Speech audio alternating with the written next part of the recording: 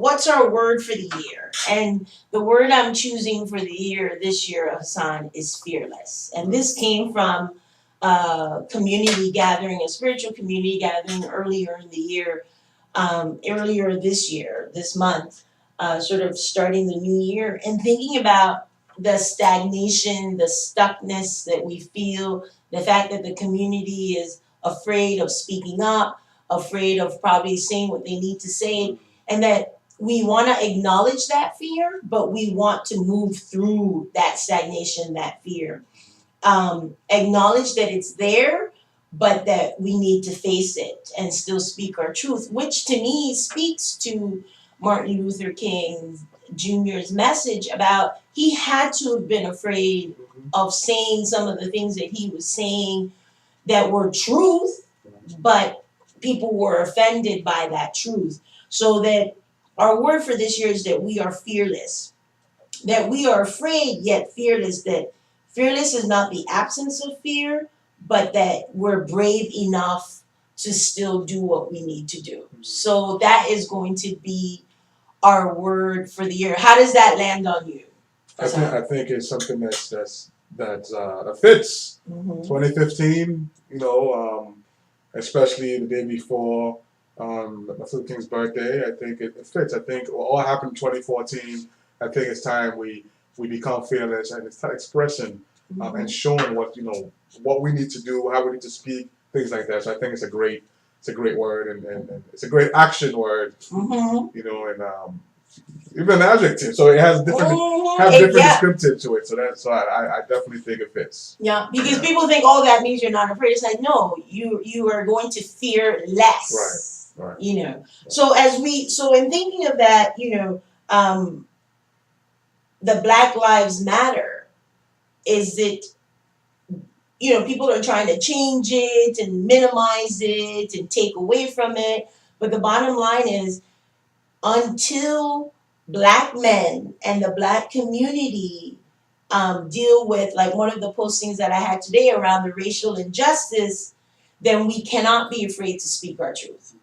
And one of the things that has stood out for me as it relates to speaking truth and being fearless has been the New York Police Department's response after the police shooting. It was really sad that this person that was not well mentally decided to do what he did, which was kill these two police officers. That is not okay. But that was a separate issue from what has been happening as it relates to Michael Brown, Eric Gardner, Tamar Rice. That is separate. And what DiBiagio said was true. There is not one Black man I know that has not been put in the position to have the conversation around what they need to do when they are in the presence of a police officer stopping them. Maybe they have a suit on, maybe they have their pants, their jeans on or whatever. They have had to know what that means based on the racial profiling. It's come out that the New York police was stopping, frisking specifically more Black and Latino men and young boys. So the fact that they were so offended to the point of turning their backs on him when he went to see after the police officers were shot. They turned their back on him at the funeral of Ramos. They turned their back on him on the funeral of the second officer. They're not wanting to engage with him in any conversations. They blamed him for supporting the marchers, which is freedom of speech, that was allowing what happened to the two officers to happen. So it was really sad to see the extent that they took it. And my whole thing was, if you're willing to behave like this for someone speaking your truth, what happens when they're in front of someone who is telling them, you're arresting me for no reason, you're harassing me for no reason, which is what Eric Garner did, and he ended up dead. Because they are not able to hear other people's truth as long as it doesn't mean that they are first and foremost.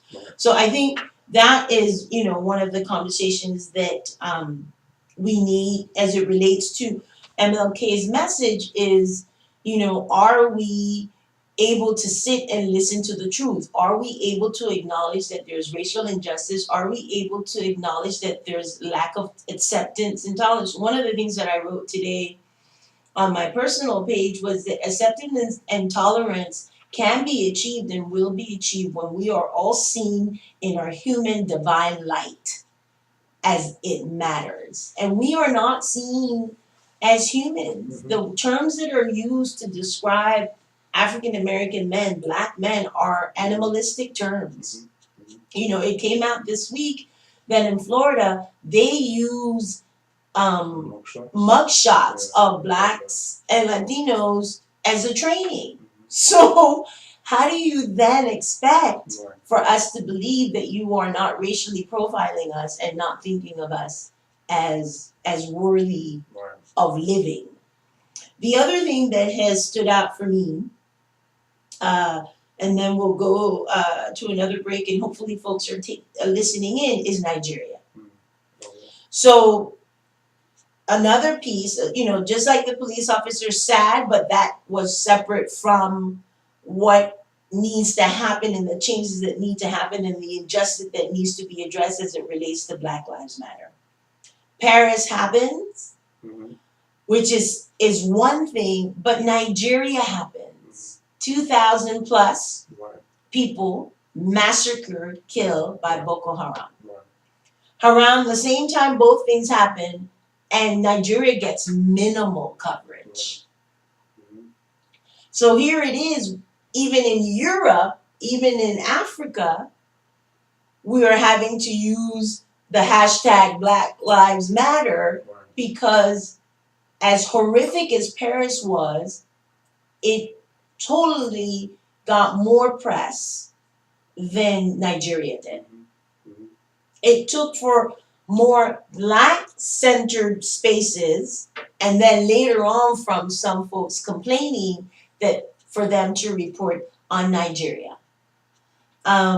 So once again, we were faced with who gets coverage, which lives matter, who gets the attention from the media, and at what point.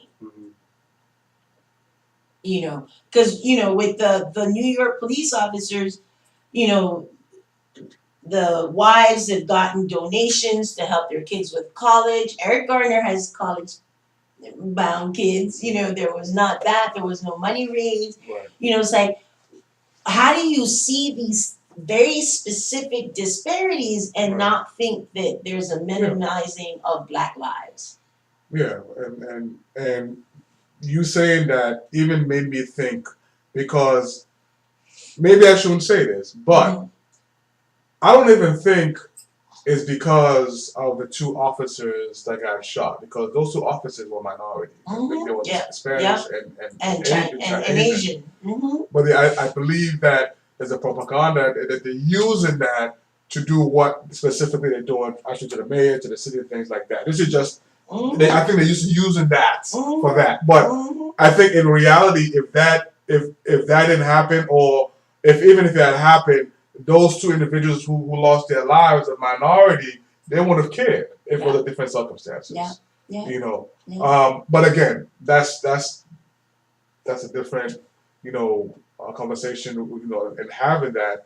But like you said, which lives do they decide to care for? Because before the two officers got shot, Eric Garner and the others, there's no outcry. And then I'm sure you're going to talk about this. They wondered why the president didn't go and walk with them to France. To France. But they weren't making that much noise when he didn't go to first. When he in his own state, in his own country, didn't do that. So you're right. So at what point do you decide what's more important? Yeah. And if anything, he should, probably for me, he should have gone to Nigeria. Right. It's 2000 terrorist massacre. Right. It's like, why not there? One of the things is that there's this sort of wanting people of African descent to not call out the racism, to not call out the injustice, But the thing is that we've been on the receiving end. One of the Martin Luther King quotes that I posted, the Root has done like different quotes throughout the week on his thing. And one of the things that he had said is that it is obvious today that America has defaulted on this promissory note insofar as her citizens of color are concerned. Instead of honoring this sacred obligation, America has given the Negro people a bad check, a check which has come back marked insufficient funds. So that statement still applies today. That statement still applies today because we're still waiting for things to be on equal ground, and we're not there yet. We're not there yet. So what are you thinking about tomorrow? What are you going to do tomorrow as you reflect and celebrate Martin Luther King's birthday? But how does his message then apply today? When this week with my young girls of the Her Project, I sat and I said, it's 2015, we got to walk into the stores, 1964, 68, we weren't able to do these things. But are you able to do it so freely now? And the answer was no. They get followed around the store, they get harassed, getting on the train.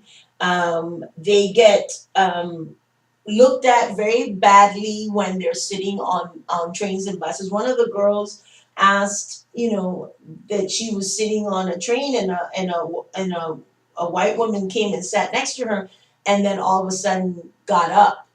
Like she sat next to the white woman and the woman got up, and she was saying, was she getting up because she was getting off, or was she getting up because I sat next to her? And we couldn't answer that question. But the fact that she had to go to that place of wondering which one it was sad to hear. So we are in a time of great reflection and great questioning around reclaiming MLK's message, but also challenging how we're going to reclaim it and how we're going to address some of the things that are happening. So I'm going to take another break and we'll be right back. I'm going to touch on my Spanish speaking segment, sort of talking very shortly around the diseño de los afrodescendientes, and then moving in with the rest of the show. So we'll be right back.